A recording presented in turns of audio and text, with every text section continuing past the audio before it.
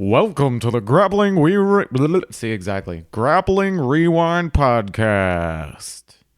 Welcome to this week on the Grappling Rewind Podcast. On this week's show, we're going to recap who is number one. We're going to recap Quintet, Bellum 3. We're going to preview Fight 136 in San Diego, California, and Role Models 12. As always on the show, I'm your host, Maine, joined by my co-host, Emil. How you doing, Emil? I'm alive, man. I'm recovered, but I am fucking pumped for the show. Who's number one was surprisingly fucking amazing, dude. Purple belts and black and brown belts and like guys looking to get rankings come hard. Dude, give me that freak show shit. Give me that freak show shit. I want mismatches. I want all that stuff. These weren't even mismatches. These were all like there's a bunch of weight. There's a bunch of weight mismatches. Oh, weight mismatches. Yeah, but I'm saying like as far as rankings go, like it was really good. We will get into that in the in the recap section of the show. Before we do that, because Emil and I are super excited about that, let's get into some news. All of the interviews we did at Kasai are going to be out now. At the point of this recording. And you should go watch them. It's kind of insightful. It's cool. We talked about basically how guys prepare for stuff, what they're on. I enjoyed the interviews. They are now out on the Grappling Rewind YouTube page and the Grappling Rewind Facebook page with links. You talk to them about what they're on, man? Let's go into that. So Kaynan Duarte pops for USADA, and he is now stripped of his 2019 IBJJF World Title. Boo. Because you can't do that. He got popped for a substance, and he's saying it's a contaminated substance. And if you look what he popped for, it's like the most commonly contaminated thing anyway. So it's like he actually does have a pretty like good story, but also on the Grappling Rewind, we don't really care about steroid use, and we're in a pretty unregulated sport, so do what you gotta do. We'll put it this way. There are plenty of amazing promotions where they don't test, ADCC. and they put on great events. ADCC. Yeah. And greatest event of all time. Kasai, just right? Saying. Everything else that's not AJP tests, UAEJJF tests, and IBJJF tests, and that's it. If you're not on that list, there's no rule against it. Wait, is AJP different from UAEJJF? Technically. There was a very long post that someone had read. It was very kind to explain it to me because I had questions about it. Yeah. This is new to me. But they're basically, AJP is the professional organization that runs the major events for UAEJJF. UAEJJF runs all of the standard, like, regular events. Got it. Is my understanding. So the Grand Slam events are all AJP events, and, like, the other events are just events. Cool. For UAEJJF. Good to know. My understanding. Okay, back to Kaynan. So Kaynan is out retroactively since June, right? So he's correct. Out for 4 more months, which means no Worlds, no Kaynan at Worlds. That sucks. Yeah, it does suck. I am glad that it's not much longer than that.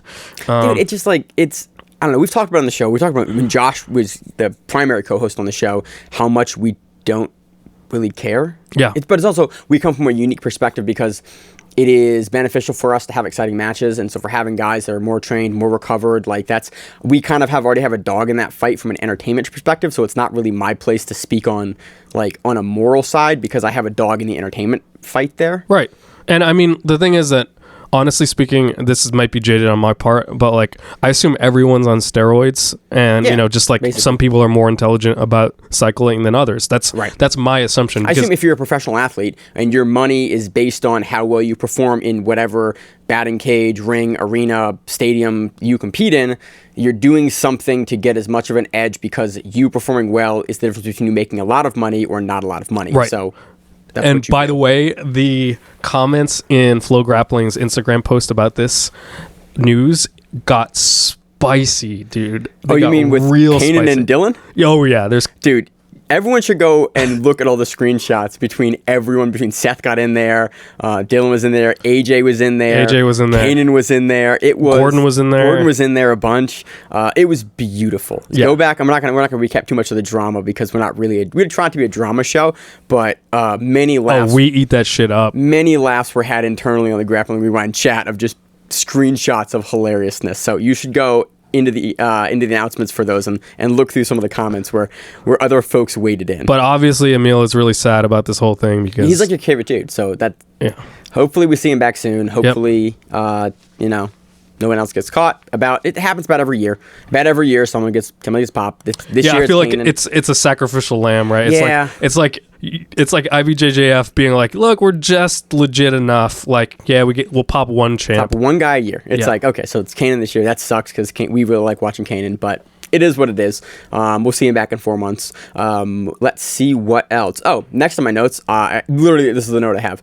Gordon with that fuck you money. Yeah. So Gordon Ryan signed a 5-fight, $100,000 deal with Third Coast Grappling. After this news segment, we're going to actually talk to Ryan McGuire, the promoter for Third Coast Grappling, to talk about that deal exactly.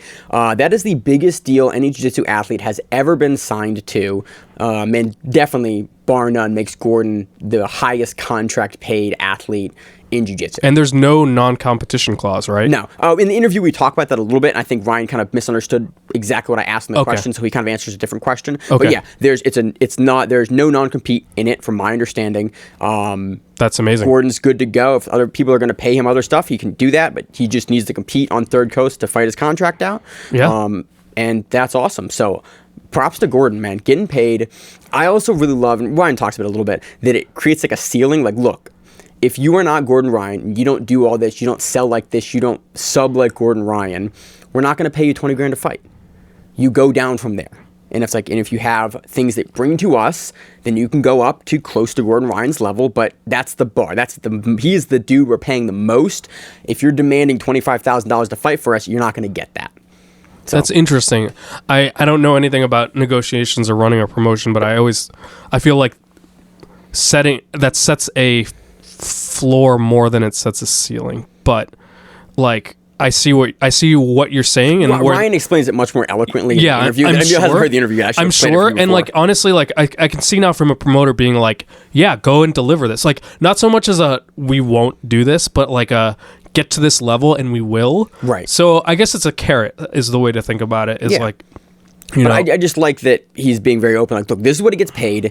Bring us value. Bring it. Like, this is where we can pay. Like, $20,000 for a jiu-jitsu match is absurd money. That's insane. That's awesome. And Ryan talked about that there's certain matches you can get paid more. Basically, it averages out to $20,000 a fight. If he wants $30,000 for a certain matchup, like maybe like Penna or something, maybe, or like maybe Gava or like Bushesha or something, like then it's going to be more. And if but he'll have to do some of them for less if he wants to average the money out. Because it's an average over 5 fights. Got it. Damn, dude. That interview comes out, like, it'll be right after the news segment, which I forgot. Actually, we have more news now.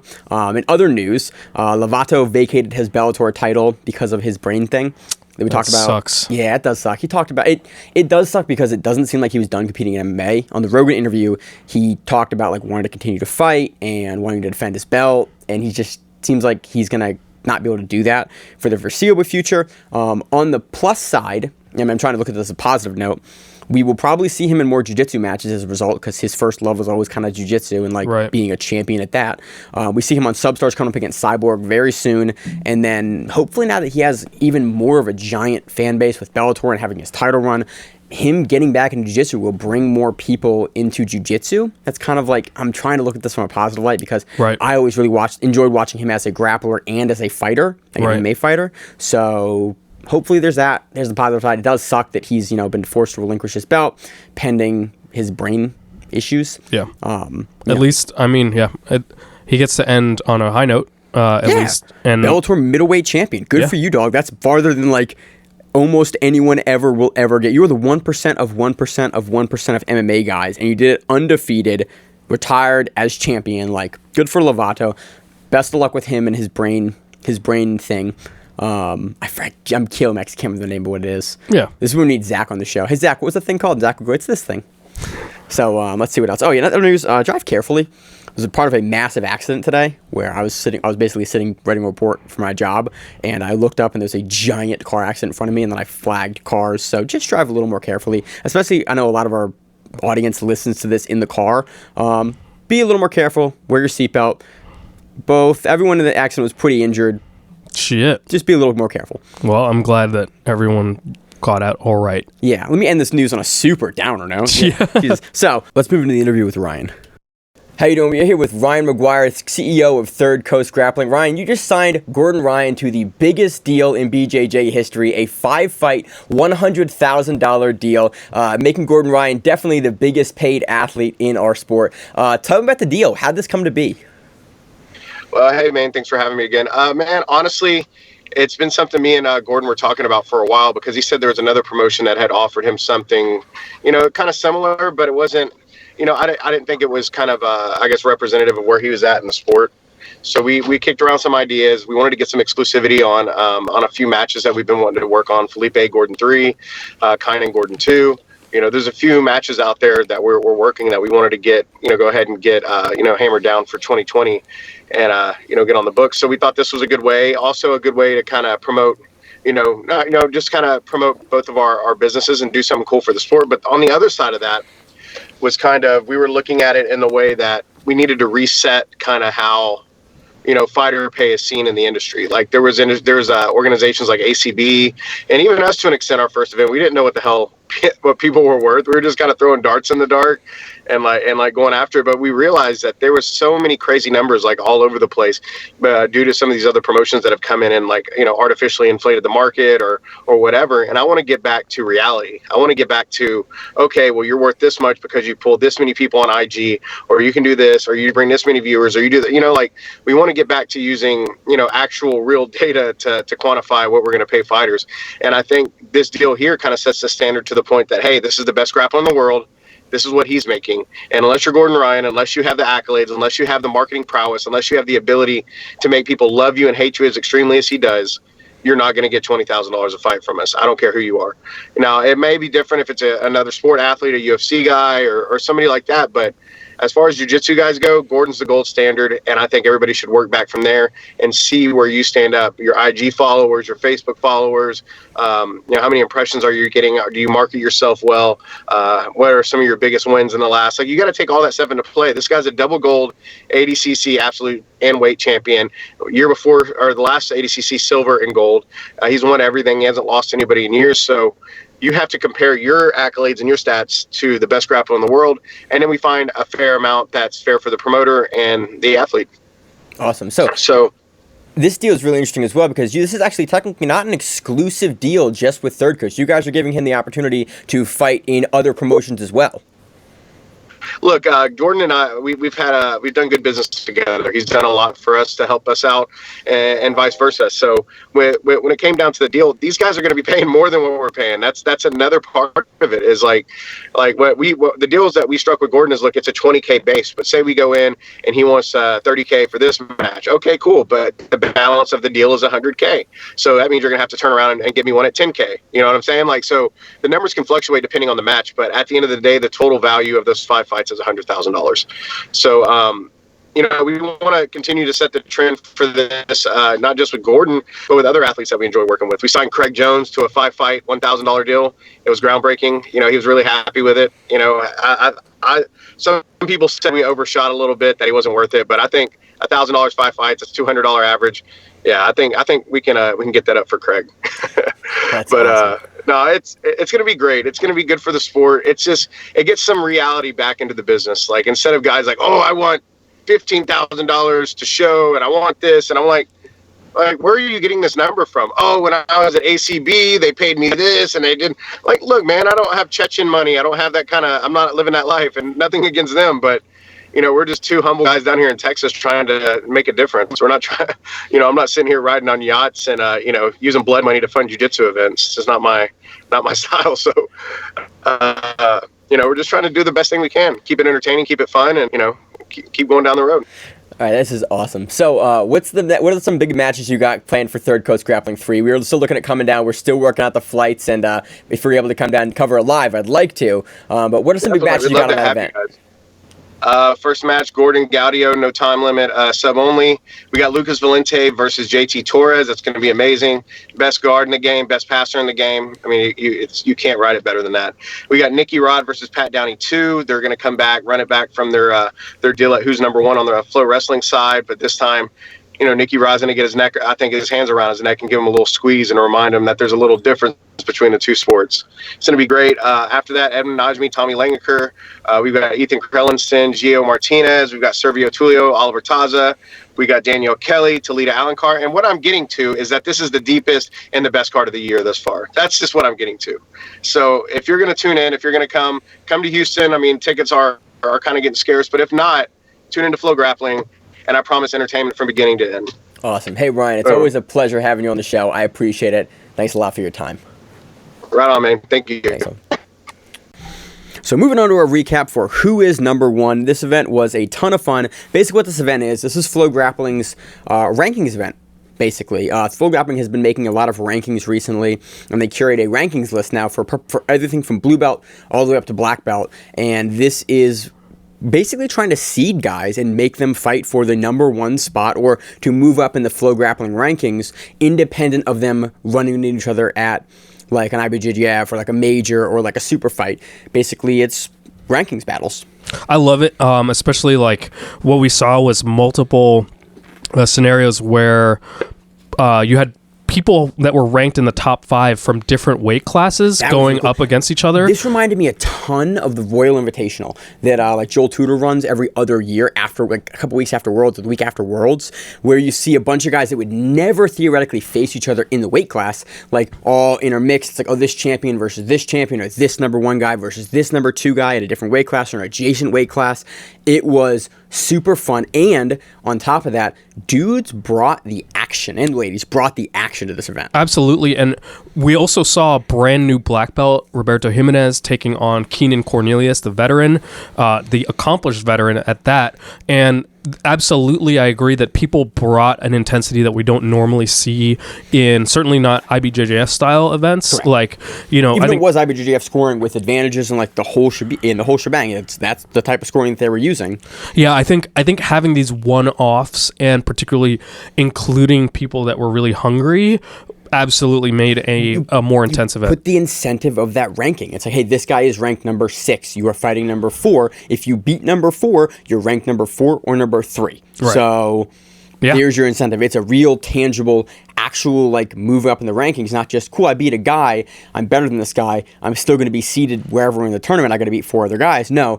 And we talked to John Combs at Kasai in the interview. He talked about he is looking at the rankings now and trying to fight guys that are higher than him in the rankings to move up that ranking. And I was like, oh, yeah. He specifically talked about top 10. And he is the first guy that we've talked to that has actually talked about that. I was like, oh, interesting.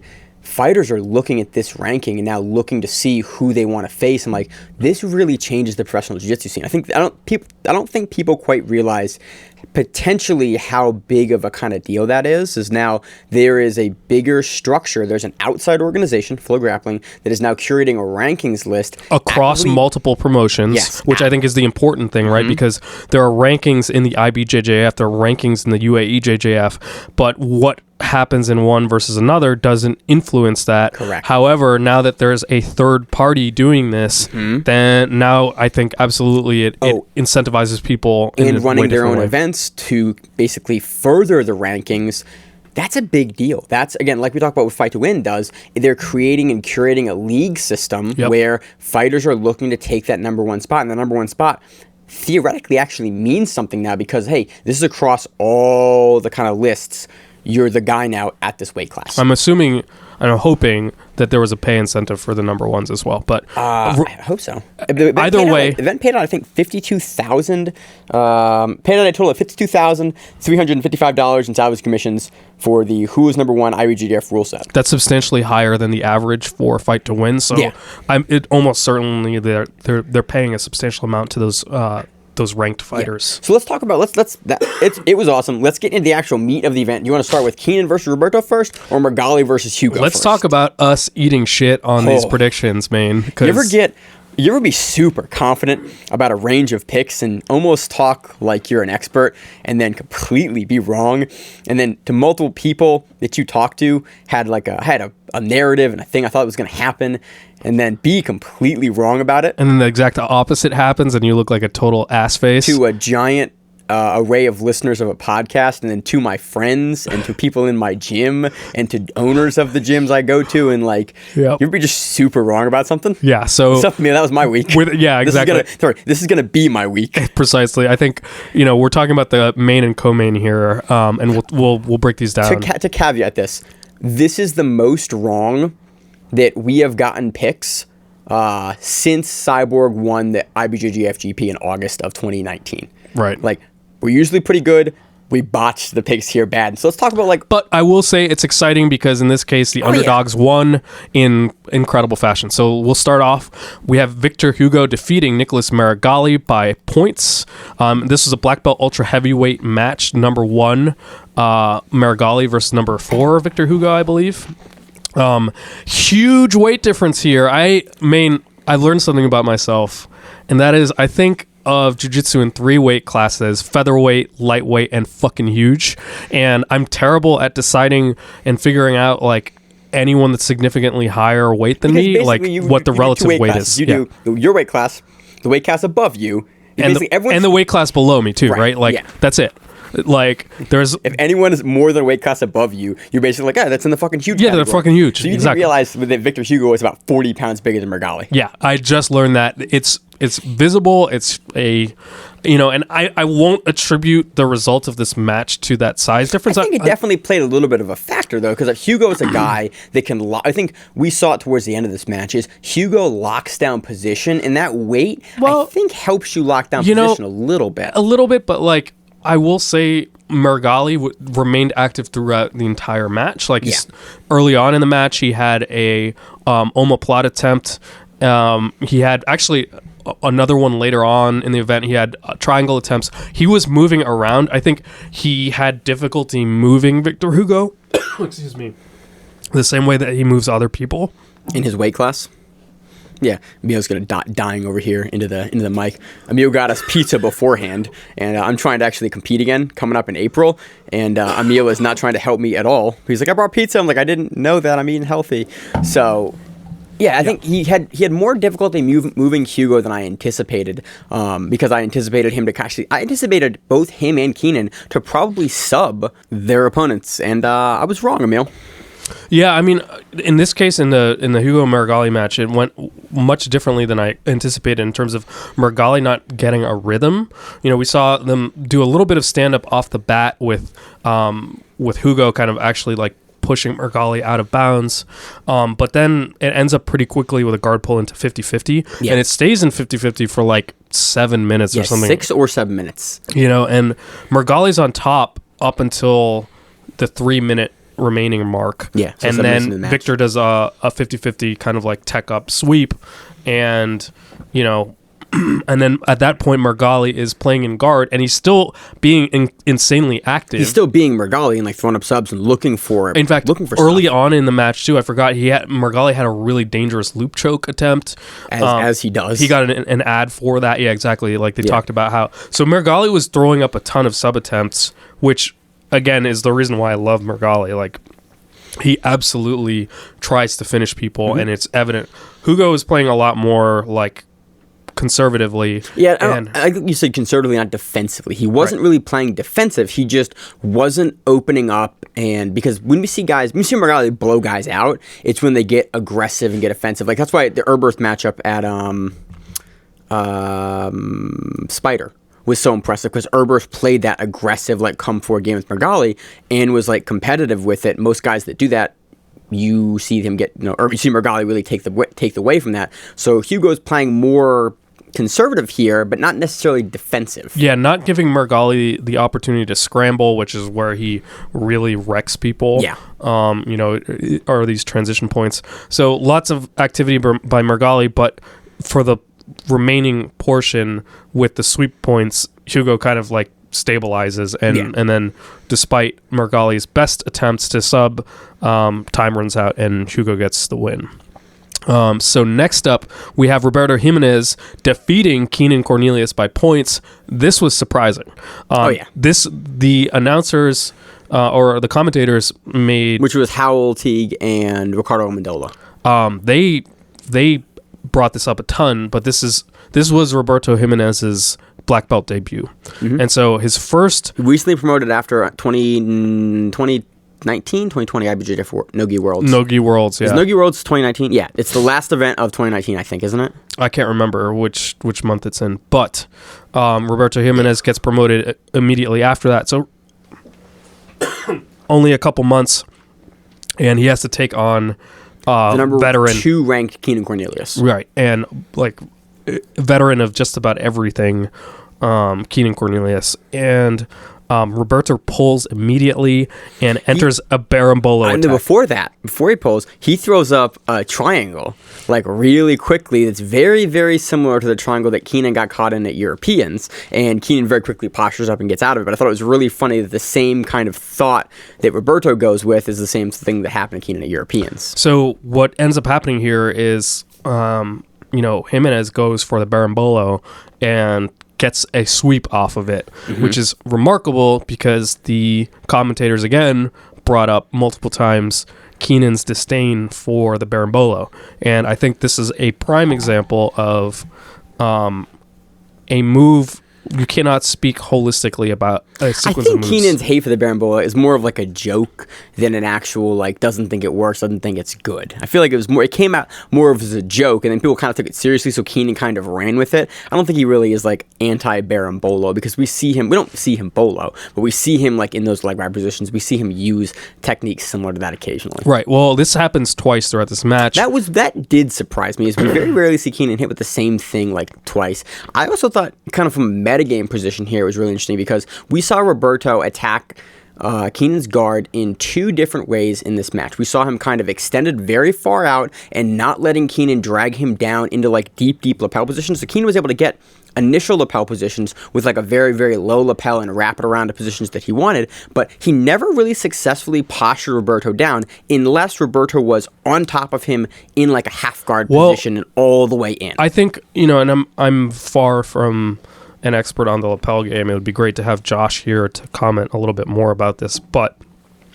I will say from what I saw, there were moments when Kaynan was able to establish his lapel game and does it quite well. So after this first sweep, actually, Kaynan sets a lapel grip and he's patient, and during a dive attack that Roberto Jimenez hits, Kaynan rolls through with the lapel and ends up getting a sweep on it and almost taking the back, and then he initiates a Kimura trap. What I thought was really cool here is the way that Roberto actually stops the back take. He basically reaches really low with his hand and he grabs the outside knee of Kaynan's pants and he's actively pushing the leg away to prevent that bottom hook. And I was like, oh, that's a really good...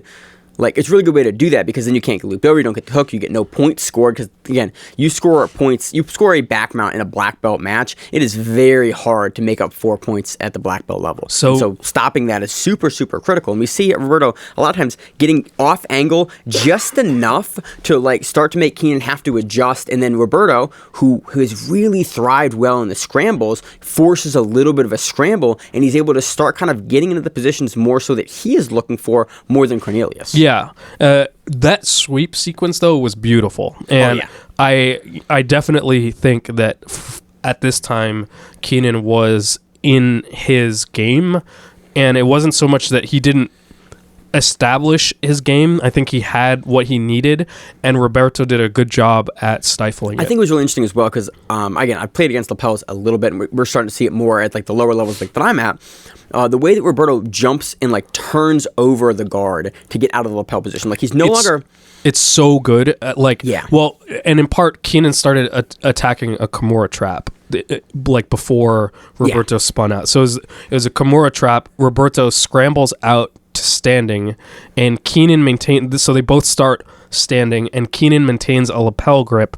And I think, and I'll explain this to you in a second, but I think that this particular lapel grip when they were standing is a little bit of a liability.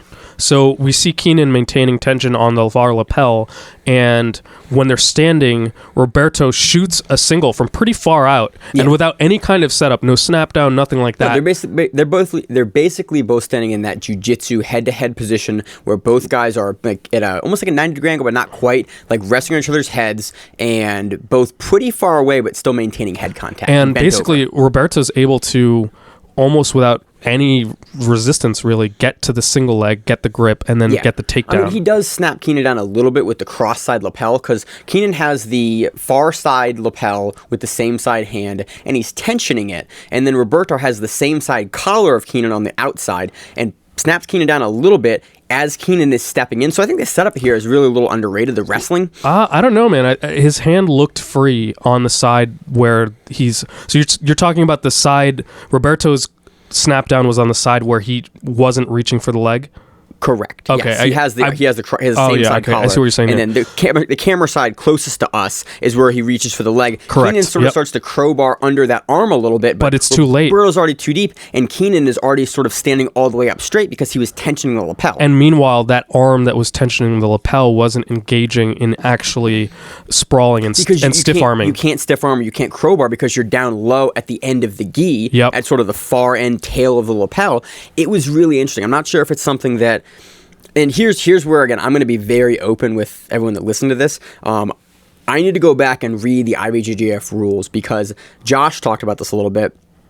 If you let go of grips, there's something that has to do with grips that if you are letting go of grips, then it does not count. You have to basically go from standing again. But if you maintain grips on a tech up, then if you sweep, it still counts as the sweep or something along the lines. Like there's some weird metagame. And again, this is where I'm very open that I need to go back and read the rules. So there may be some gamesmanship here that I'm not understanding, which is why he's holding this. But Emil, I think it was a really interesting observation that you were like, oh, he has this, so he can't stop the double leg. Right. Functionally. Like as easily anyway. Like he's only using one arm. Roberto gets it. But here, with how Roberto sets it up and what he does, he can't stop it.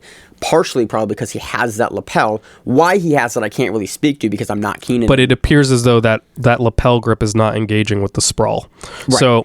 So, Roberto takes down Kaynan, and at that point, Kaynan again tries to get a lapel grip, and he's able to slowly come up with a sweep. Roberto answers with a second berimbolo sweep.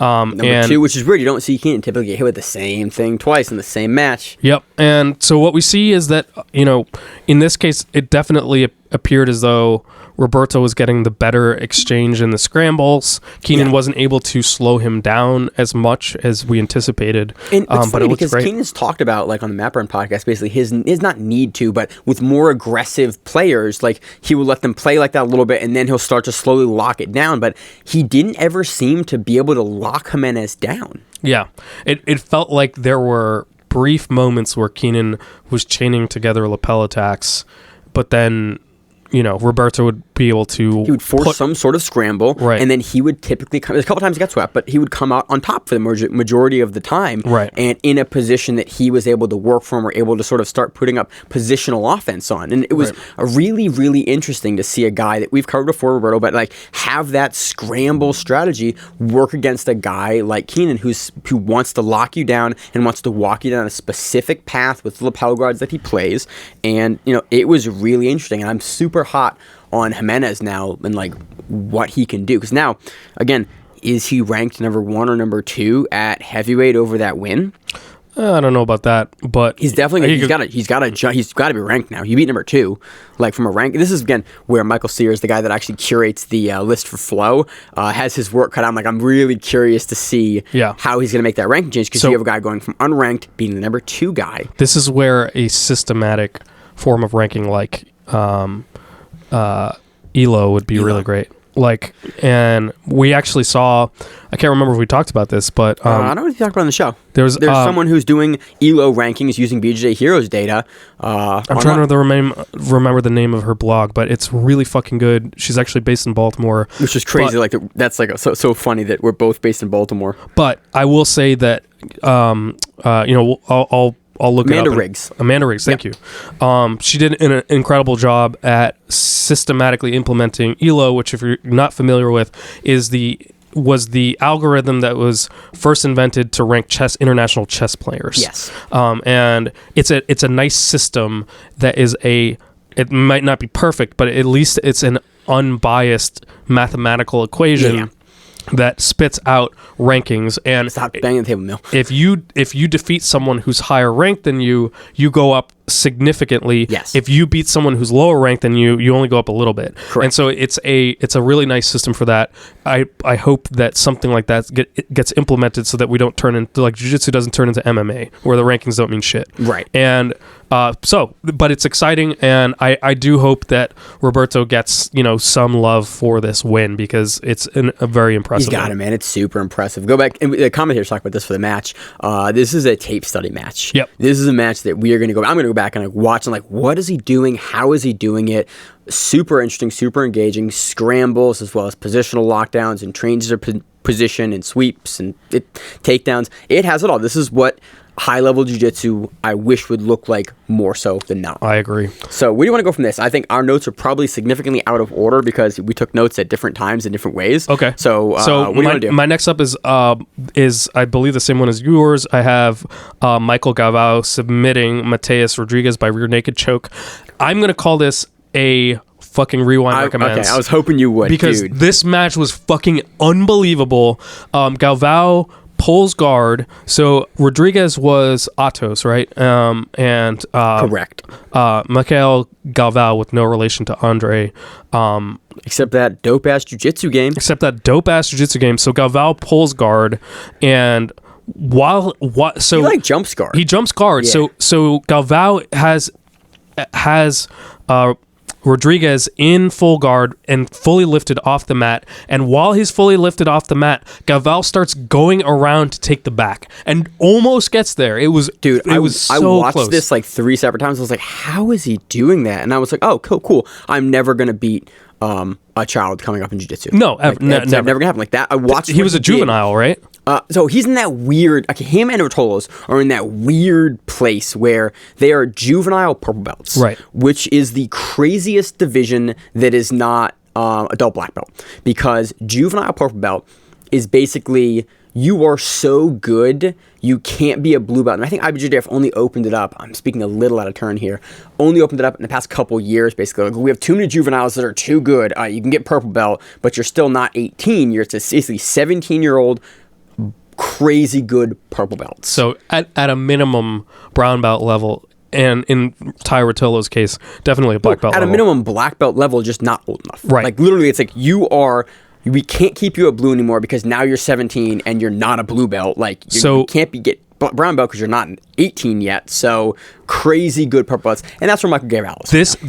This back take attempt looked like a drill that I've seen people do, where basically you hang off of your partner standing, and without having any part of your body touch the ground, you start going around their back and then back and forward and front again. They did it on early season of The Ultimate Fighter for a fighter challenge. It's called like a monkey bar. I've seen certain gyms do this. Yeah, and I've done it before, and it's super fun. But that's basically what he does if you're familiar with it, and it's incredible. He almost takes the back, then Rodriguez barely avoids the back take, and he initiates a crazy pass sequence. I mean, like getting around the legs of Galvao multiple times, but Galvao using the tiniest of purchases to regard. It was this in and of itself. Galvao's ability to regard during this passing sequence is worth watching just in and of itself. It's brilliant. From a technical perspective, it's just the way that he does it is absurd. And then Rodriguez finally gets past Galvao's guard, and he's about to settle, and Galvao turns his hips to turtle and then executes a fireman's carry from like the bottom of his back. Yeah, I watched this and I tried to figure out like where his body position was and how he got there. I went, okay, the only solution I came up with for how he got this is he's 17. Yeah. And he's just a freak athlete and amazing. He turns his hips like fucking 90 degrees over, but like still it doesn't make any sense.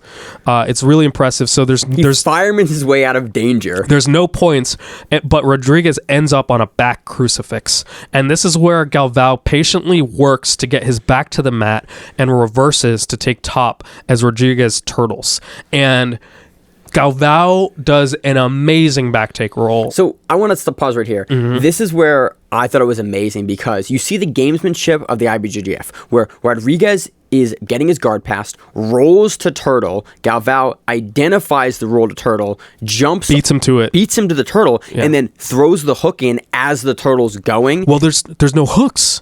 Yeah. There's no fucking hooks. That's the amazing thing, is Galvao takes the back and traps both of Rodriguez's arms under his legs. And so Galvao has both of his arms to choke Rodriguez and executes a fucking nasty like face crank. That wasn't a choke at all. Yeah.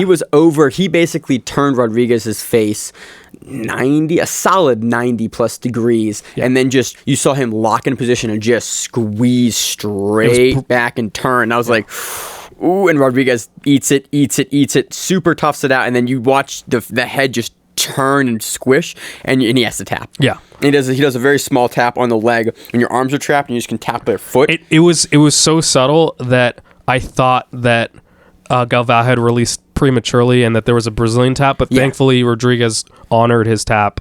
And because you see his face after, like it's one of those relief faces after, like, I'm super disappointed I got subbed, but I'm very happy to not be there anymore. Yes, that's the perfect description for his expression. Crazy match. Go watch this match. I think this might have been the first time we've actually covered Michael. It's not Michael. It's Macau. I think. Okay. It's a Brazilian spelling and pronunciation of the name, and I'm going to butcher it for the next 6 months until he murders another man and we cover him on the show again, and I hear it a bunch more times. We have heard things about him for a couple years now. We are going to be seeing more of him. We are seeing a preview match. Oh, I remember you telling me that this guy, someone told you this guy's like a fucking boogeyman. He's murdering black belts like regularly, and like this is the kid. Yep. This is the guy. This is the next coming of jiu-jitsu, like, world beater. Yeah. It's this kid. Fucking A, man. Yeah. So speaking of jiu-jitsu world beaters, the next match that we'll talk about is purple belt lightweight Tai Ruotolo defeating number 1 Jonathan Marquez by ref's decision. So Tai Ruotolo can't compete at IBJJF the purple belt because he's too young. That's ludicrous. Thank you, Flow Grappling, for explaining that to me. Because I knew that, but I always forget, like, if the Ruotolos are 16 or 17. So Ruotolo is still 16. 17. Is he 17? He's 17. That's what they said. Purple belt. Oh, no, there's some rule and there's some reason he can't yet, but he will soon. Yeah. But so he's basically an unranked purple belt. First time in the gi at purple belt competition, going against the number 1. Like, this sets the stage for how good Tai Ruotolo is. Honestly, though, it is remarkable to me because, you know, Tai wins by decision, right? So he doesn't pass. He spends the majority of the match in that double under unders position. Yeah. And I liked a lot of, like, the dynamism of how he did it. He changed the grips. He went low on it. He did the thing that I try to do, which is instead of basically lifting he goes from one point, he goes to the belt grip to try to lift him all the way over to pass the guard. And then he goes super low and he basically tries to lift and lower his body underneath the person to get the back. And he kind of chains. That's actually huge. And we saw Jonathan Alves in the corner with Guy Mendes. That's the going underneath is one of Jonathan Alves' favorite. And he's another guy moves. that does it. And I was like, oh snap! Like I did it for years, never knowing it was actually like a legitimate technique. Oh yeah, I finally watched. The first time I learned it was from Jared Weiner, and then I went to a seminar with Jonathan Alves, and he taught it more systematically. And I was like, oh, this is dope. It's a super great way to do it. And like you see Ruotolo going between the two of them, but he spends the majority of the time trying to get around the guard. Yep. And basically in the last 30 seconds, Tai goes completely ham. He stands and tries to pass aggressively. And he kind of gets the first leg through. He gets to that. What do we call that position? I have no idea. It's you're standing over them, but you have the wrong leg forward in the half guard, basically. Yeah, I don't know. It's like a leg weave half guard, but you're over top of them, not in 50-50, in like the outside of 50-50 position. Yeah, there's got to be a name for it. But Tai gets there, isn't able to get the pass, and Jonathan isn't able to sweep him over, and Tai wins a decision basically for, I think, really aggressive guard passing. Jonathan never really got a ton going from the bottom, some legitimate sweep attempts here and there, but Ruotolo's base was so good. Again, we now see that Ruotolo can do it. This is also impressive to me because we've seen Tai and Nogi at ADCC go head-to-head with the fucking best. Paulo Miao. Yeah. And Kennedy Maciel. Yeah. Like, pick and choose your world beater. And Tai did admirably against them, did incredible, got number 4 in ADCC, and Jonathan keeps this a competitive match. Yeah. That's so just the level of these juvenile purple belts is through the goddamn roof. The gi is a different game. Yeah. Like, guys in no-gi, we see, I love jiu-jitsu, and this event really kind of highlights all the guys that we don't get a chance to cover as much because we typically cover the black belts on the show. It gives me an excuse to cover the guys on, like, in the lower belts and just shows you the level. Because a lot of times the black belt level... You know what it is? Now that I think about it, is like the reason... Like, so these purple belts and brown belts to a lesser degree, but certainly the purple belts are not making... They're not making main card super fights with these kids, except for who's number 1, and so we don't get to see them that frequently, unless you want to watch an entire IBJJF tournament bracket. Right. That's the only way. But a lot of times, given how we structure the show, if we do a recap of we cover so much jiu-jitsu, we have to be somewhat selective in what we're able to cover. Right. And because the black belts are the most prestigious, the adult black belt is the most prestigious division. And we get to see them in other formats more frequently. Correct. It's easier to cover, and it's more appropriate for the people listening to the show to cover the black belt level, because our Euro show is already an hour and a half long. Right. And if we were to do that at black belt and then go to the brown belt and then go to the purple belt and then talk about blue belt, we would do a 6-hour show. Right. And it's not, I can't watch that much in a week. Also, yeah, there's like, I don't know how much, 100 hours of mat footage or some shit like that. Yeah, there's tons of footage. So, and by the way, like there's huge value in watching the purple belts too, not just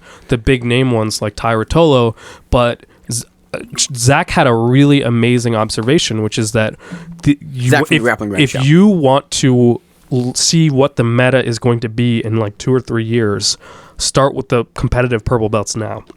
Because people develop a game, and by the time you reach black belt, you're not really inventing something completely new for the most part. You're iterating on it. You're not reinventing it typically. Right, for the most part. So once guys get to purple, you're seeing them sort of they're in their game at that point. They'll iterate on the game if they have, but they're typically not going to shelf an entire game and start new, because you typically won't ever see a guy get to that high level with that sort of strategy. Right. He'll just to purple and I changed my game completely. Right, exactly. At what point do you leave your A game, right? You're never going to put your best weapon away, Correct. And especially if you're competitive at the high level purple belt scene, which is a lot of times very competitive and comparable to the high level black belt scene now, as we're seeing more purple belts fight black belts. Yeah. In 2 years, we're going to be seeing these guys compete at black belts. So. Correct.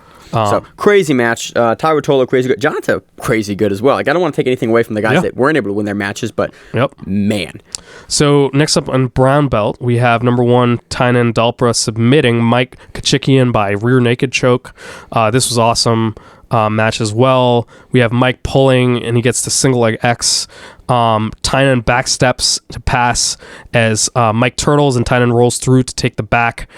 He goes for... Oh, sorry. This is the match I was talking about. Not the Gavin match. This is the match where Mike identifies that the the pass is happening and turtles, and Kaynan is able to throw the hooks in. Yes. Okay. So this actually that's a really great point. So basically Kaynan is on the back, and I have in my notes here so Kaynan goes for bow and arrow, and then he gets a body lock, and in my notes I have IBJJF points are stupid. If fighters willingly prefer to go to body locks over hooks, they should be worth points. Mm-hmm. I just taught this at my gym at Hopkins.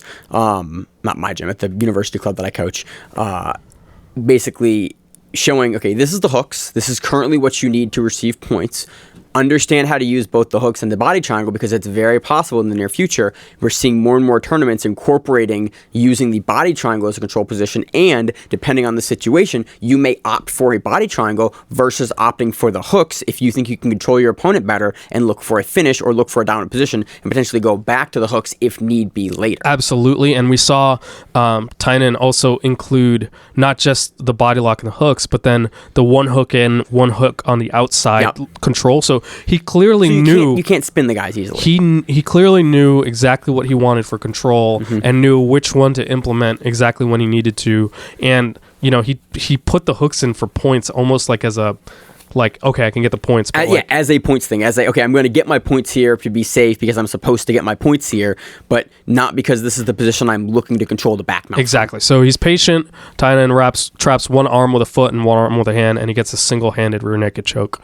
I was really impressed with the finish too, because the way that he's able to, he locks over and you see him just crawl up. And Gary Tonin is the first guy that I recall ever not systematizing it, but ever really talking about the mechanics behind being able to finish, because before that it was seen as almost like a goon position, kind of you just goon that. It's no, there's a really systematic way to get that one arm rear naked choke, and I think this is a really good match to see that, because you see him lock and then you see him sort of walk the hand up and how it shifts the shoulders and everything he's doing here and able to get the one-handed rear naked choke. Yep. So next up we have number 1 Andy Murasaki defeating Lucas Portasio by ref's decision.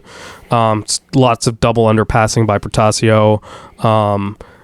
Murasaki wins, basically. It's kind of shitty at this point. The crowd starts booing because it's a ref's decision and they disagree, and the fucking like commentator or the announcer has to step in over the mic and say, have some respect or get the fuck out of here, basically, because people were booing so much. That's reasonable. Yeah, that's totally reasonable. So next up we have number 1 Jessica Kahn submitting number 2 Vicky Huang by toe hold. So these two ladies had met in the Europeans in one, I think it might have been the finals, might have been at some point in the Europeans, and Jessa was able to take it via points, and Jessa seemed to be upset with her points victory and was looking to submit in this match. Yeah. Vicky comes out real aggressive, throws up a very nice triangle. It's never super tight, but because you see Jessa kind of wear it, and then does the thing that you see very, very common in the women's divisions. They fold. Throw both legs over and then fold the body back, and she's able to pull her head straight out of the triangle. Really, really good technique. So they go to double-seated guard here, and Vicky initiates a scissor sweep.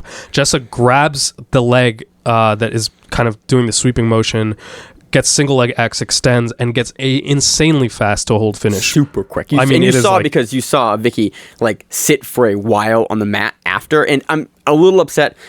The camera angle is facing the opposite. Exactly. Feet, so you can't really tell like where it is. I can't see where the foot got turned. Or I can't really see the positional. What position happened to the toe hold. It looks like a toe hold finish. They say it's a toe hold finish, but the camera is facing the wrong side for me to see like what was done with the sweeping leg in order to get that. But it is super quick because they go from initiating a sweep to Vicky tapping immediately. And so super good. And then Kahn gets on the mic, and then I was watching these way out of order. So this is one of the first matches I watched, and in my notes I was like, oh, it's Muhammad Ali. Oh yeah, is doing the in-ring commentary. In the post fight. Yep. And that was like, and Jessa comes up to Muhammad Ali's pec. The top of Jessa's head is below Muhammad Ali's pec. Muhammad Ali is a giant man. I feel less bad when I stand next to Ali and Rodriguez and Cyborg now. And then we have number 3 medium heavyweight Connor DeAngelis defeating Miha Perhavec by points. So this is a thrashing.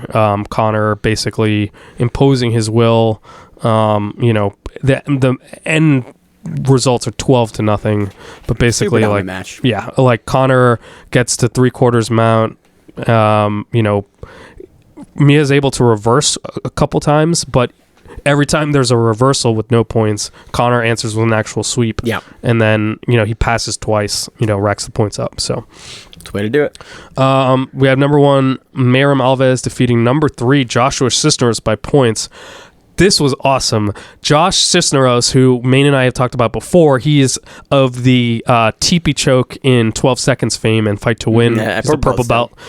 He's a brown belt now. Josh does a flying triangle in the very beginning of the match. I love how he sets this up too, because Alves goes to sit, and Cisneros, who we know as a we've seen Cisneros a bunch of like highlight videos of him like immediately in matches like flying subbing guys with stuff, immediately addresses the sit and jumps for a flying armbar. And this triangle, right? So he locks up a triangle. Yeah. But then he does a triangle armbar, and the triangle looks pretty damn deep. He cuts the angle.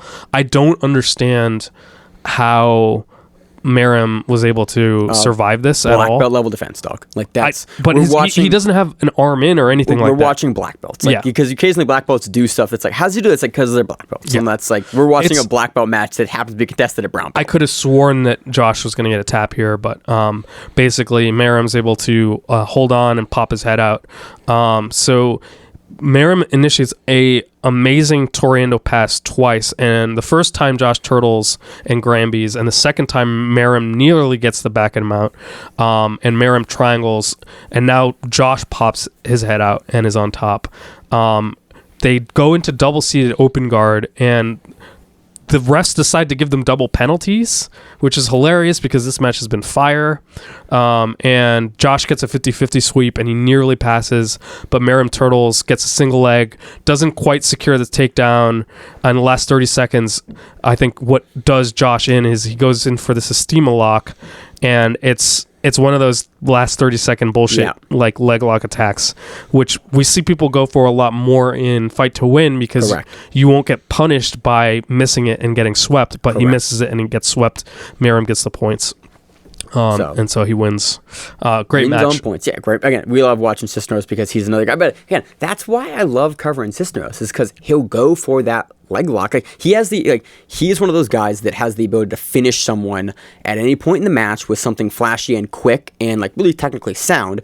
And so I also love that 15 seconds left, 20 seconds left, 30 seconds left, he'll still be going for still stuff, going for even it. potentially to the detriment of like sweep points. Like he's going to go for the finish, and I do really appreciate that about like covering Josh Cisneros because he's fun to cover as a result. But isn't able to work it here. Yep. What else you got? Next match, we're all out of order here. The last brown belt match we have Adam Bradley versus Dante Cano. Yep. And we have Adam Bradley defeating Dante Cano by points. And there's a ton of purple belt matches, but the one that I wanted to talk about next was a blue belt match. We have Andrew Tackett defeating Dominic Mayha by points. So my interview with Andrew is actually out. We had a Kasai. It's out now on the Grappling Rewind YouTube page.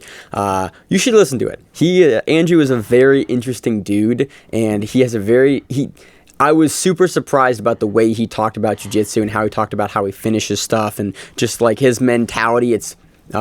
He gave me a very good interview, and I was very not surprised he gave me an interview, but just the way that he talks and thinks about jiu-jitsu was very interesting. Yeah, absolutely. And you can see how versatile his game is and how he's willing to attempt anything. We've seen him a bunch in no-gi. Yes. This is the first gi match that I've really seen him compete in, and off the bat he goes for the gi rubber guard known as the gubber guard with a lapel grip as well. So off the bat he goes for a double leg. Yeah, well, okay, yeah. That's true. But we see him do a lot of lapel guard from bottom, from top as well. There's a lot of standing using lapel wrestling is what they keep calling it. And I can't go through all of the sweeps in this match. And all the inversions and 50-50. This is... The match points here are 8-6. Yeah. So that's 7 total sweeps. It's unbelievable. It's a really crazy match. This is maybe a Rewind recommends for me, just because I feel like we're going to see big things from both these guys in a couple of years. We're already seeing big things in the no-gi scene from Andrew Tackett, which we tend to cover more guys that are lower belts in those open, black belt and under tournaments, and so we've covered Andrew before. But I was really, really impressed with his ability to perform like this in the gi, because he's a guy that says he wants to do both, and if he does decide to keep doing that, performances like this in the gi showing he can deal with the lapel wrestling, that he can deal with the gi grips, that he can deal with the passing and the sweeps are really cool. Dude, this is a dope match. Like 8-6 is always a fire match, and you see a lot of this. Again, this is another match I'm going to go watch and do tape study on, because they're only, I'm going to quote here, they're only blue belt, I'm guessing that I'm going to understand a lot of the methodologies for what they're doing and why it's working, and also I'm going to see more of the counters actually working in this match. They can sweep and re-sweep. So I think for myself, for tape study, this match is going to be really good, because it'll show me a lot of stuff in an understandable way, because these guys aren't 8 layers down the meta. I just added that to Rewind Recommends, so we can talk about it later. It was a really fun match. What else you got, Emil? Where you want to go from here? Go the rest of the results? Yeah, we can do that. So we have Lucas Montevallo defeating Elder Cruz by points, Rico Stanton defeating Robin Bolin by points. Rico Stanton's a local TLI guy. Awesome. That he was under one of the brackets, and I did not have to fight him, and it was a good day for me. Jansen Gomez defeats Rui Alves by points. Nasima Inyang defeats Chad Wesley Smith by armbar. And that was submission of the night for the purple belts. Then we have Gustavo Agua defeating Jonah Grat by armbar, and Cole Ebe defeating Sebastian Oyervidez by triangle armbar. And that was submission of the night for the blue belts. Andrew Tackett match was fight of the night for the blue belts. Tyra Tolo versus Jonathan Pisano was fight of the night for the purple belts. Brown belt fight of the night was Miriam Alves versus Josh Cisneros, and submission of the night was Jessica Khan versus Vicky Huang. And in the black belts, it was just 2, so they were both dope. Want to move on to the fight to win matches? Let's do it. All right, starting with the black belts, we have... Give me 1 second. I've not positioned this in a way that Emil can see it. We have Marcus Norat defeating Kleber Luciano by decision. He becomes the Masters lightweight champion for Fight to Win. Thank you, Maine. Seven Martinez defeats Jason Butcher by north-south choke. And that was submission of the night for the Fight to Win matches in the black belt, which is, so Fight to Win matches are not contested under the IBJJF rules like the Who is Number 1 matches were. They are the standard Fight to Win style matches that we know and love. So that's why there are 2 Fight of the Nights for, there's Fight of the Nights for the Who's Number 1 and Fight of the Nights for the Fight to Win matches. Donald Bailey defeats PJ Montano by armbar. Omar Saba defeats Alexandro Dos Santos by decision. Noah Arnold Tills defeats Jose de Jesus Gutierrez by decision. Cujo Tabancura defeats Robson Lopez de Rezende by split decision. And that was Friday night for the black belts. Wes Levine defeats Fabio Trinad by decision. Jason Medina defeats Robert Lopez by decision. John Thomas defeats Tiago Angelon by decision. Philip Fitzpatrick defeats Brian Mendez by decision. Tat Donkwa Jimmy defeats Clifton Tashima by split decision. On to the brown belt results. Joshua Valles defeats Sani Webe by heel hook. And that was submission of the night for the brown belts. Albert Tapia defeats Alfredo. Oh, sorry. Defeats? Thank you. Sorry. That was so the crammed together. The last name, there's no space between the last name and defeats. And I was like, Albert Tapia defeats Alfredo Munoz by north-south choke. Benjamin Beaker defeats Brent Buskirk by decision. And that was Friday night for the brown belts. On to the purple belt result. Anthony Aguilera defeats Javier Pampa Sosa by decision. And that does it for anything. So let's just closing thoughts on who is number one. We cover a lot of pro jiu-jitsu, and I want to talk about this event as moving forward. I'm very happy that we have a legitimate ranking system now in jiu-jitsu. I'm very happy with how it's curated. I know the Flow's received a lot of pushback with most things that Flow does about their rankings, and honestly, looking at their rankings most of the time, like, they're pretty good. You can make a solid argument at least for where all the people are in pound for pound or in the black belt rankings, which is primarily where I look at.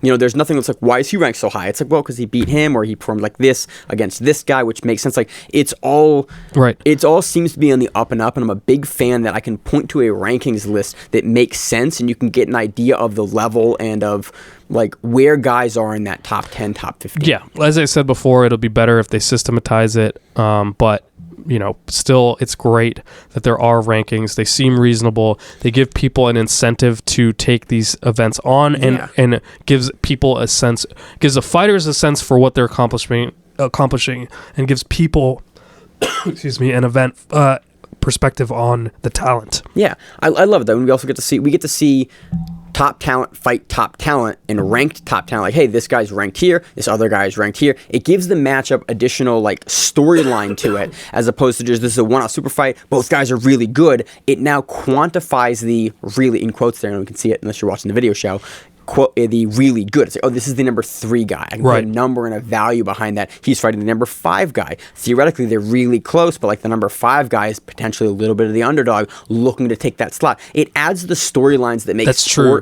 that make sporting events like compelling, and it adds that next layer that helps bring professional jiu-jitsu into potentially being more viewer friendly, because you need those storylines in prize fighting and in tournaments and in professional sports in order to give context to the viewers. I agree. And unless you kind of follow it like Emil and I do, or like the rest of the Grappling Rewind staff does, or if you're a super fan, it's very difficult to sort of artificially create that. So a ranking system is a very tangible way to do that. I really want to highlight the importance of stuff like this for legitimizing pro jiu-jitsu and these rankings. And giving the narrative also of underdogs and, you know, like expected wins and all that stuff. I think it's incredible. The other thing that I really like about this event, again, we talked about it, it's showcasing... You were dying tonight, Emil.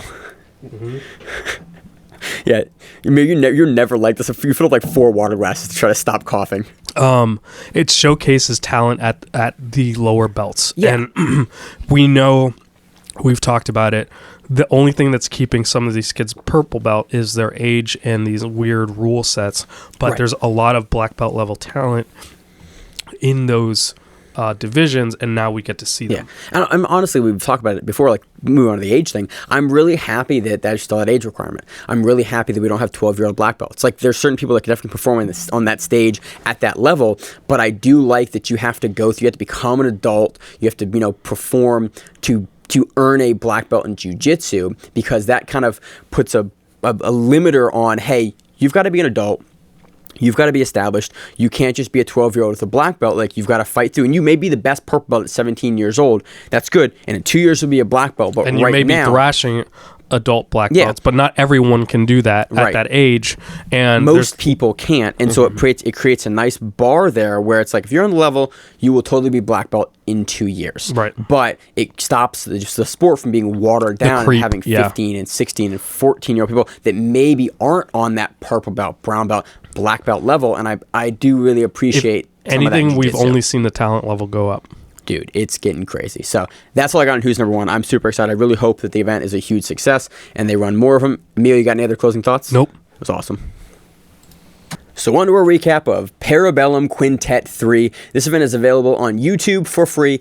Suppose it's going to be going up on the BJJ Fanatics YouTube page, but you can find it on Bellum Quintet's YouTube page right now. Where do you want to start, Emil? Want to just start going through the matchups? Yeah. This is a Quintet style event, so if you're not familiar with what a Quintet style event is, it is a team battle format where each team has, or usually consists of 5 members. These teams consisted of 6 members, of 5 of which went. It is person A versus person A on each team.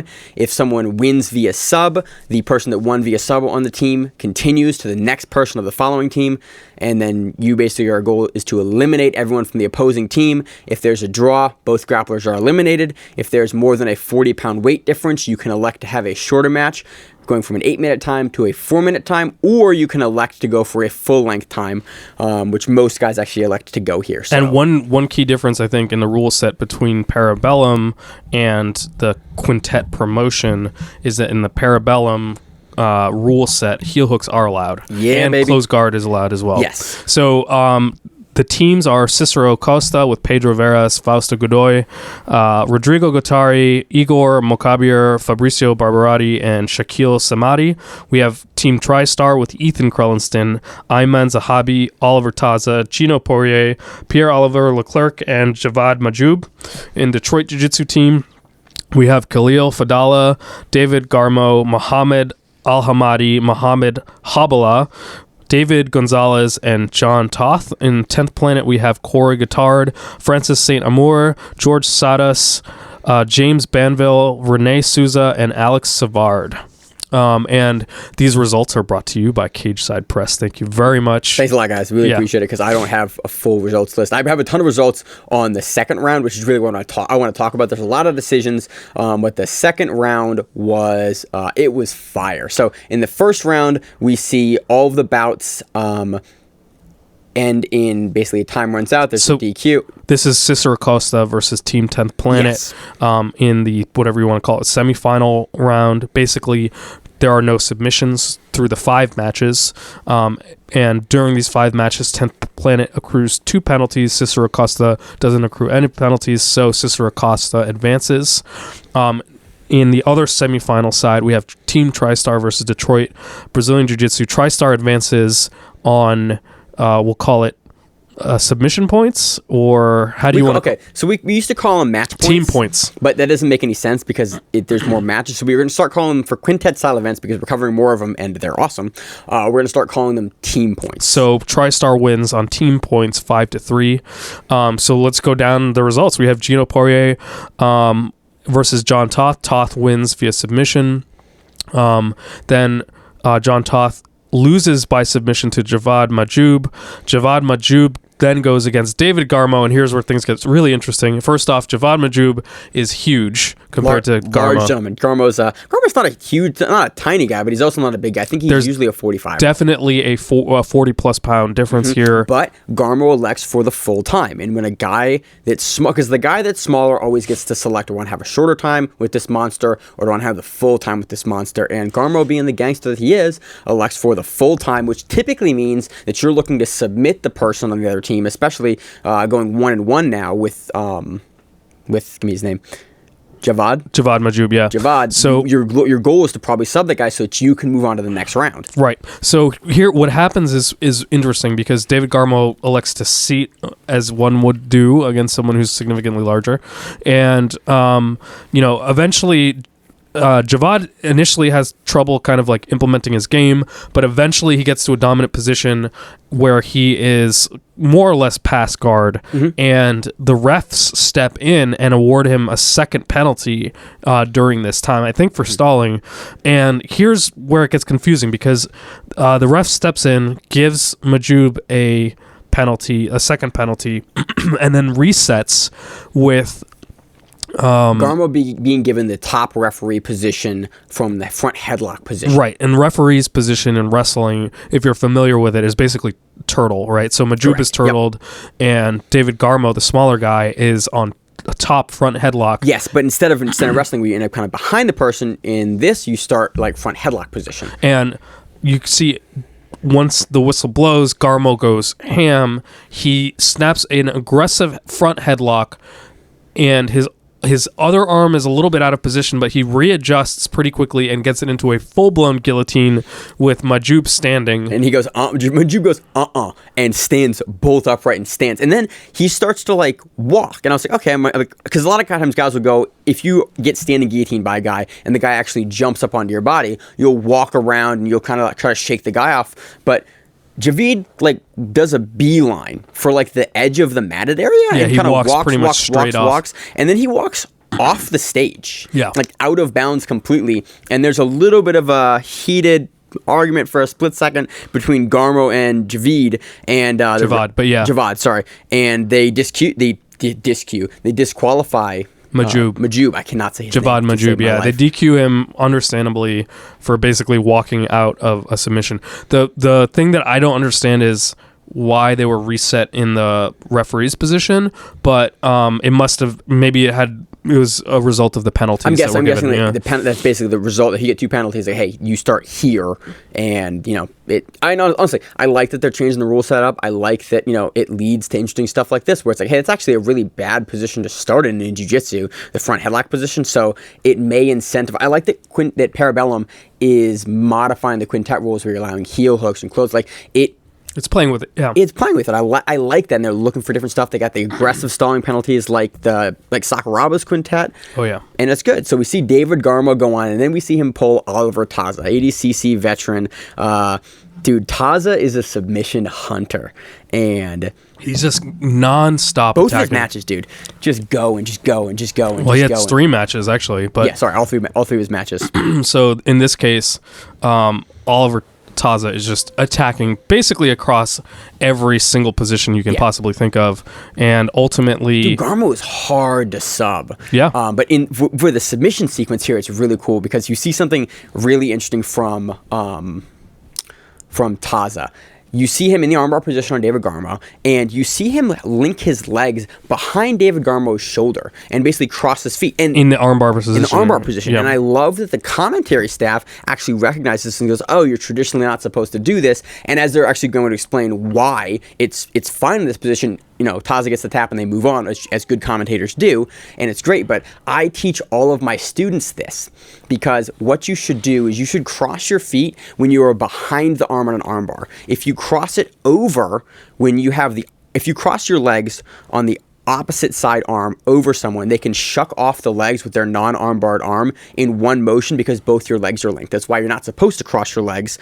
But if you are underneath their shoulder and you're hooked underneath, like Taza is here on Garmo, you actually functionally control that far side shoulder, and there's no ability to shuck off that position. So what Maine means by underneath here is crossing the feet between the mat and like the bicep and shoulder, right? Yeah, on the back side of the shoulder. It prevents the person from getting their elbow or bicep to the mat and shucking the arms off. They can't get underneath your legs because your legs are basically between them and the mat. Correct. On the arm that is not being armbarred, because you eliminate the ability to shuck off in that position. So it's a really cool little adjustment here, and I was really happy that the commentary staff picked up on it immediately and started addressing it. And then I was actually really happy that they stopped addressing it once it had happened. They didn't just belabor the point and moved on. It's like a hallmark of good commentaries that they'll do stuff like that, and so I wanted to call it out because I love hearing good commentary. So next match we have Oliver Taza submitting Muhammad Habala by triangle armbar. In this case, a very similar back attack sequence where we see Taza not getting myopic on the rear naked choke and switching over to initially an armbar, but then a triangle, and then a triangle armbar. So he basically does that thing when you're on someone's back and you just kind of switch your hips to switch from attacking the back to attacking an armbar, but then shooting through for the triangle and getting the combination triangle armbar finish. Taza attacks the entire time. I was watching this match like, oh my god. Doesn't matter if you sweep him, he's attacking the heel hook. If he's on top, he's attacking you everywhere. He's doing Kimura trap attacks. He's like basically all over the place. God damn, I would not want to fight Oliver Taza because there's just no good place to put him. Oh, cool, he's in your guard. Oh, cool, you're in his guard. It doesn't matter. He's going for you the entire time. And again, it's why we're stopping off and talking about these matches because they were super exciting. Yeah. And his style of attacking is impressive because it's not like like going to neutral positions and then flashing like through for like a very quick explosive sub.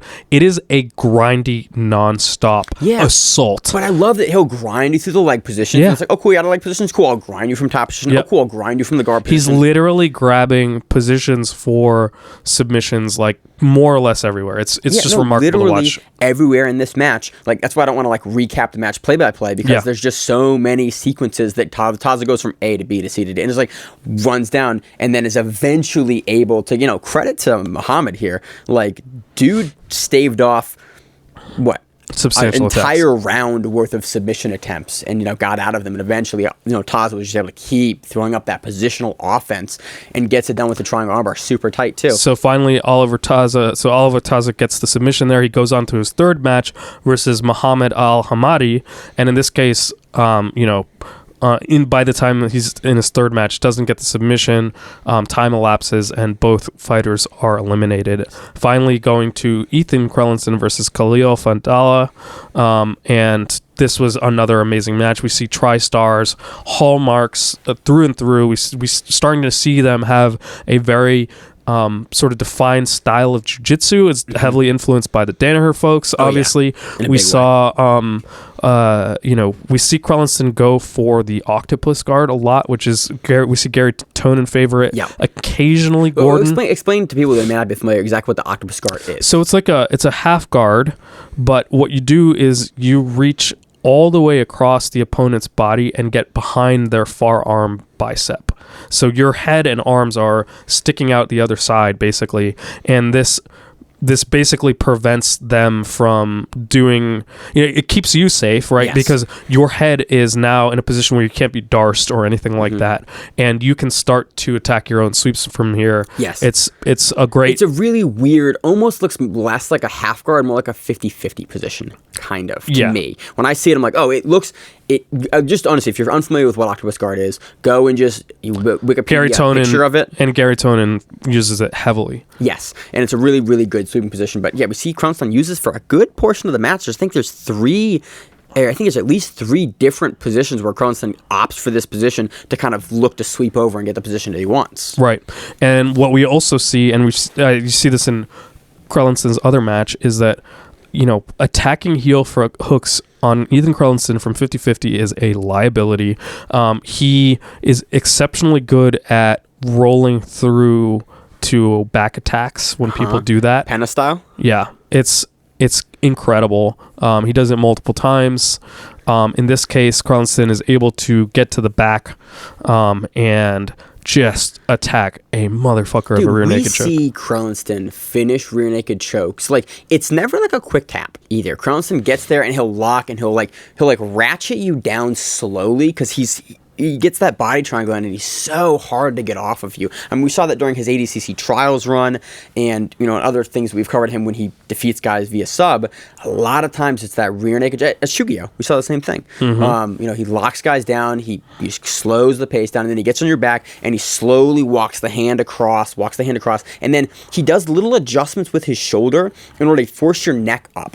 And he'll finish over the face sometimes, but he's a guy we see get under the neck a lot. Like Tritively will slowly kind of creep under the neck and get low, and then he squeezes, and is able to get the sub on Khalil, and you see him Khalil kind of like that sigh of relief after, like, oh Jesus, that was tight. Yeah, it was incredible. So TriStar takes the semifinals here, and now we see TriStar versus Cicero Costa for the finals. So the finals were a little a little odd in the way that it all ended. So there's no score, no draw. There's no subs and no penalties. It ultimately goes to a ref's decision. It's a split ref's decision for Cicero Costa. The final match between Fabricio Barbarati and Ethan Krellinston was incredible. Definitely watch it because Fabricio is not afraid to attack Ethan with leg locks. It's awesome to see it. Going back and forth, cool. I'm totally down for this game. Let's play it. There's a great 50-50 in this match, and this match was another match where we see when Fabricio attacks, Ethan times rolling back takes really well. The weird thing is that there was one point where Ethan attacks a rolling back take, and they're towards the edge of the mat. Ethan doesn't have his hooks in, and they reset them standing. There's like lots of booing from TriStar. There's another weird reset later on. So that was a little weird, but for the most part, great job by Team Cicero Costa 2 as well.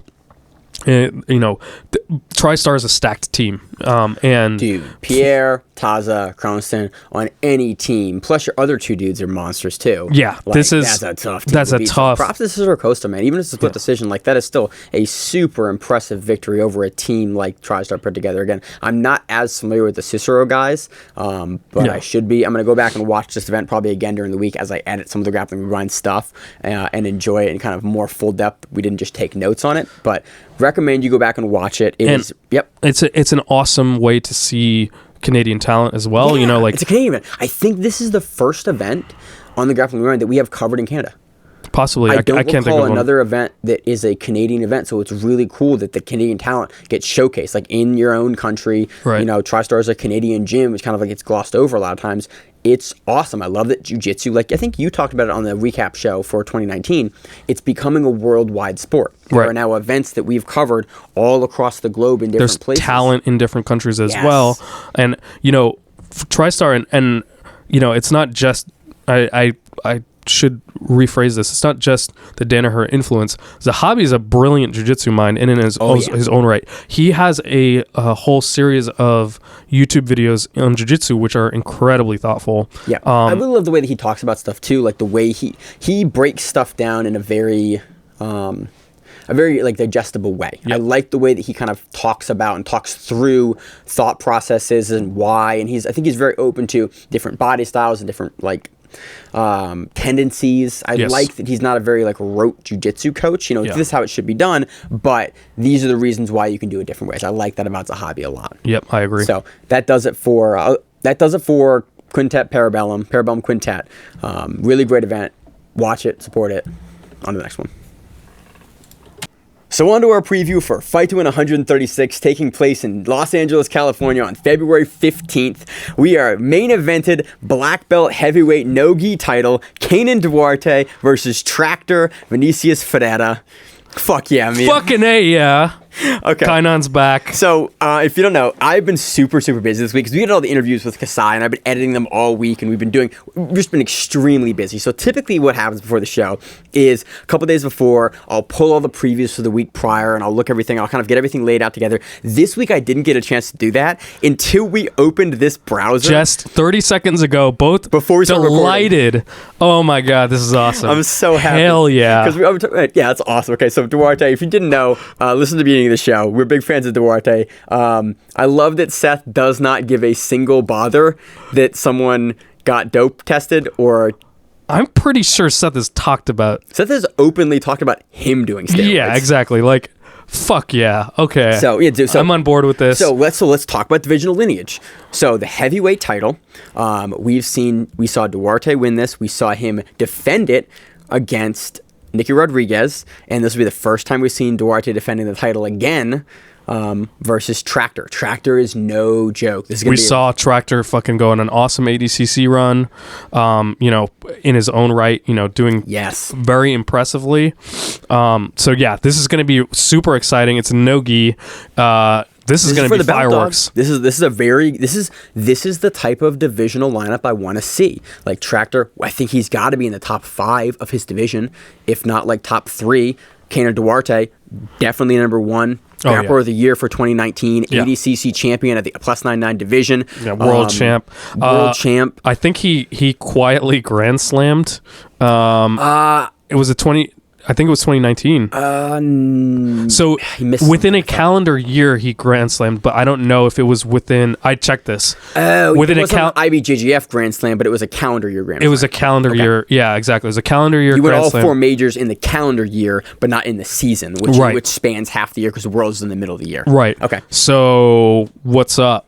That's a fucking awesome match. Dude, this is a great match. And off the bat, also, we have an awesome co-main and 135-pound black belt gi title, Gavin McComb versus Jenna Bishop. That's going to be outstanding as well. Dude, we're going to see some great guard work here in this matchup. We've been seeing Jenna Bishop a lot. 170-pound black belt gi match, Johnny Tama versus Edwin Najmi. Ooh, more fireworks. More flying triangles from Edwin, as he does almost every match. But, so I remember talking to Edwin at Third Coast Grappling, and he goes, yeah, like for some reason I get slammed like every match I do nowadays, and so Fight to Win also allows for slams, and Edwin also likes to throw up flying shit. So Johnny Tama just won, I think just won the Nogi Worlds too. So this is a really, really good match. I think both these guys are probably in line for a title at Fight to Win as well. So again, this potentially could be a number 1 matchup for Fight to Win for the 170-pound title at black belt. So 170-pound black belt gi match, Peter Frank versus Michael Liera Jr. This is a Cali event, isn't it? Yeah, this is Los LA. Angeles. I was like, why is this a crazy lineup? Yeah, no, this is insane. Because then next up, we have 145-pound black belt gi match, Barrett Yoshida versus Corey Paredes. I'm not sure if...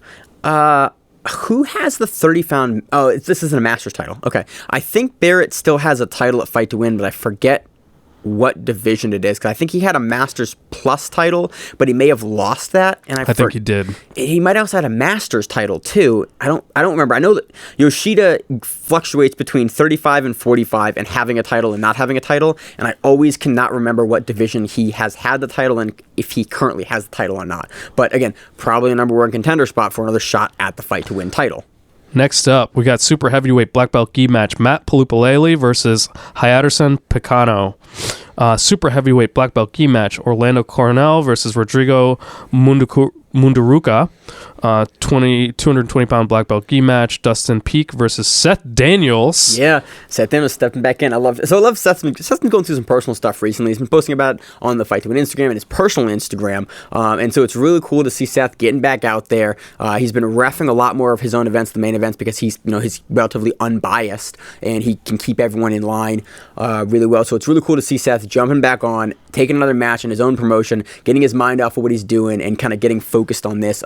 Big shouts to Seth. That dude does so much for jiu-jitsu, and I love covering him on the show because he does 4 moves and they're all really fun to watch. 210 black belt no-gi match. We have Andy Burke versus Stefan Martinez. A 20-pound black belt gi match. I assume that's a typo. We have Bruno Rodriguez Albuquerque versus Juarez Charles Martinez Nunez. 195-pound black belt no-gi match, Jesse Taylor versus Herman Tirado. Shit, Jesse Taylor's on here. 190-pound black belt gi match, Rafael Delina versus George Farfan. 190-pound black belt gi match, Paul Silva versus Jair Silva. 185-pound black belt Masters gi title match, Johnny Souza versus Nick Green. 185-pound black belt gi match, Vinicius Lino versus Juan Souza. 180-pound black belt no-gi match, Mia Paravec versus Michael Trazo. 180-pound black belt no-gi match, Sergio Rios versus Eric Ursek. 170-pound black belt gi match, Francisco Iturralde versus Dom Hoskins. Dude, now with Troy opening up his own gym, by the way, shouts to Troy, happy birthday. Dom is very quickly going to come for that Fight to Win title of I've had the most Fight to Win matches. Yeah, at this point, I feel like he's on every third card. Every other or every third, and sometimes like back-to-back weeks, not infrequently. 165-pound black belt gi match, Gabriel Bergami versus Paulo Filo. 160-pound black belt gi match, Gabriel Bergami versus Ryan Oropalo versus Guillermo Santos. We are still 160-pound black belt gi match, Adam Mason versus Wilson Hayes. Wilson Hayes?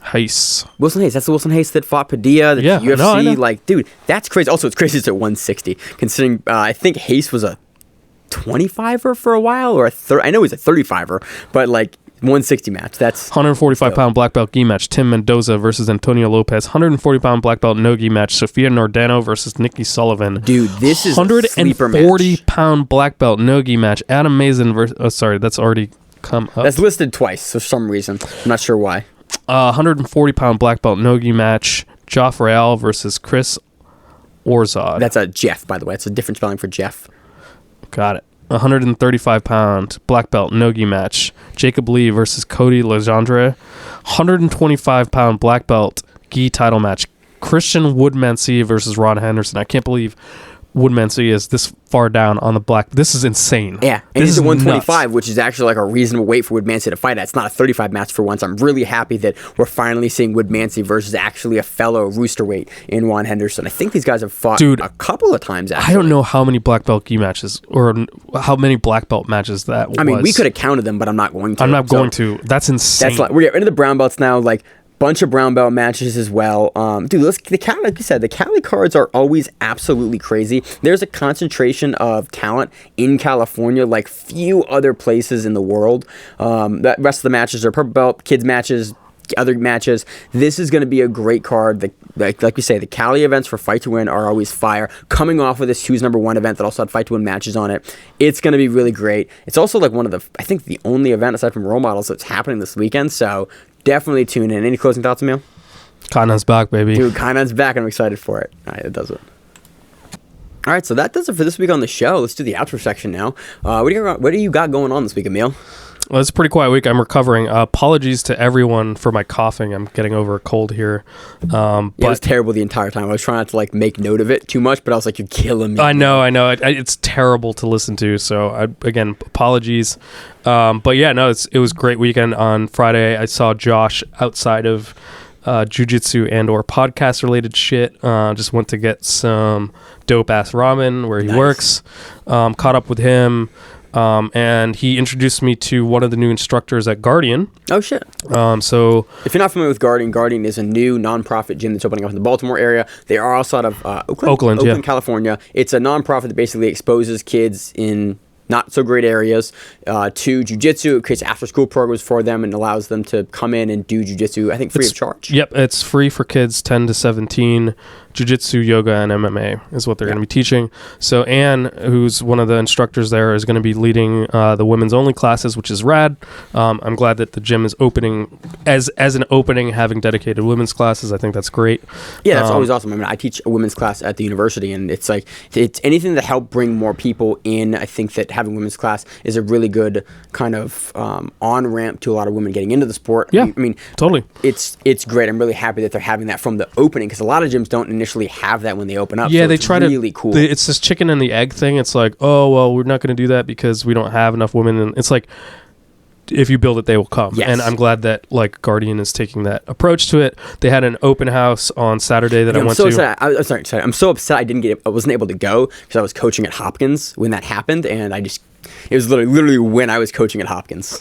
So the space is amazing. Like Josh and I helped them set it up. Dude, everyone I've talked about their space says it's like, it's like it has a great vibe. Like you walk in and it feels like a jiu-jitsu gym, and you walk upstairs and it feels like a yoga studio. It's like it has both. Yeah, and then they have this beautiful like rooftop access with this awesome mural that they had commissioned, and the mural is like jiu-jitsu and Baltimore specific. It's dope. That's awesome. Yeah, they have like Natty Bo in there and like the Utz girl and a crab, and I can't remember what other the Baltimore Oriole. Like, that's awesome. Yeah, it's dope. It's really, really cool. So yeah, that's been it. It's just recovering. Yeah. I'm trying to get back down to less fat weight. And sorry I brought that pizza over, man. It's all good. I literally had just eaten like nice and healthy for the last couple of days, and Emil was like, "Hey, I'm coming a little late, so I brought pizza." And I was like, "I just finished eating healthy rice and like fuck your diet, man." And then I was like, "I'm gonna eat like 2 slices of pizza. Like I'll go run it off." I ran for the first time since September of 2018 with my broken back, and it went pretty well. Sweet. I ran like a 6:30 mile, and I was like, "Damn, dude, cool. Like I can still run. This is good." Yeah, that's fucking impressive. And then my legs the next day were like, "Hey bro, you haven't run in like 15 months. Enjoy this." Someone locked me down, not locked me down, just like squeezed my leg in half guard, and I was like, Oh, right. I forgot my legs are going to hurt because I used them aggressively. Yeah. So it's cool. I'm actually thinking about competing in April. Hell yeah, dude. So potentially might see if my broken back is still going to be worse or if I can still do that. So exciting times for me. I'm finally healthy enough to consider that, for better or for worse. So that's super exciting in Maine news. Yeah. And Maine's broken back news. Yep, still broken. Still going to probably run it anyway. So it's going good. What else we got? Do we have anything really cool coming up in the future? There's a bunch of big events coming up. I'm trying to basically book the next event we're going to. I'm looking at a bunch of flights and trying to figure out where in the world Grappling Rewind is going to go to cover stuff. In March, we have Third Coast Grappling 4 coming up, which should be really awesome. We're still looking at flights for that one, trying to get out to that one, but the flights are just, it's like St. Patrick's Day weekend, so the flights are not cheap for that event. Yeah.